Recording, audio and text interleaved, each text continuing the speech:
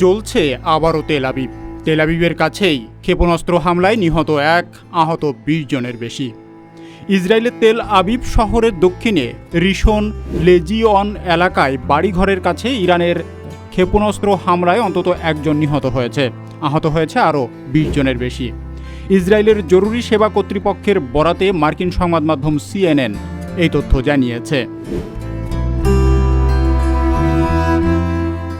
ঘটনাস্থলে বিপুল সংখ্যক প্যারামেডিক সদস্যকে পাঠানো হয়েছে। তারা ঘটনাস্থলে পৌঁছে দেখেন সেখানে ব্যাপক ক্ষয়ক্ষতি হয়েছে ও কয়েকজন ব্যক্তি ধ্বংসস্তূপের নিচেই আটকে পড়েছেন। আয়ালন অঞ্চলের জরুরি সেবা বিভাগের উপপরিচালক রামি মুসার বলেন, এটি একটি কঠিন ও জটিল পরিস্থিতি। ভবনগুলোর ভিতরে আর কোনো হতাহত আছে কিনা তা নিশ্চিত হতে আমরা এখন কাজ করে যাচ্ছি।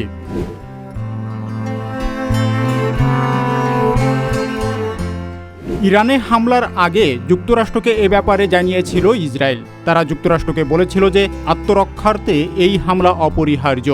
যুক্তরাষ্ট্রর আন্তর্জাতিক সংস্থা বিষয়ক ব্যুরোর জ্যেষ্ঠ কর্মকর্তা ম্যাকয় পিট জাতিসংঘ নিরাপত্তা পরিষদে এইসব কথা বলেছেন বলে জানিয়েছে BBC। নিরাপত্তা পরিষদে পিট বলেন, হামলার আগেই যুক্তরাষ্ট্রকে জানানো হয়েছিল, তবে এইসব হামলায় যুক্তরাষ্ট্র সামরিকভাবে সম্পৃক্ত ছিল না। মধ্যপ্রাচ্যে অবস্থানরত মার্কিন নাগরিক, কর্মী ও সেনাদের সুরক্ষা নিশ্চিত করা আমাদের সর্বোচ্চ অগ্রাধিকারের জায়গা।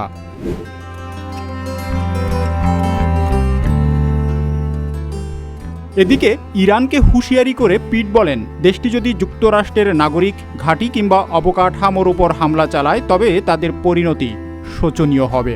এই মার্কিন কর্মকর্তা আরও বলেন, যুক্তরাষ্ট্র এখনও মনে করে ইরানের একটি চুক্তি করা উচিত এবং তারা একটি কূটনৈতিক সমাধানের পথ খুঁজবে। আলোচনায় বসাটা এই মুহূর্তে ইরানের নেতৃত্বের জন্য বুদ্ধিমানের কাজ হবে বলেও মনে করেন ম্যাককয়।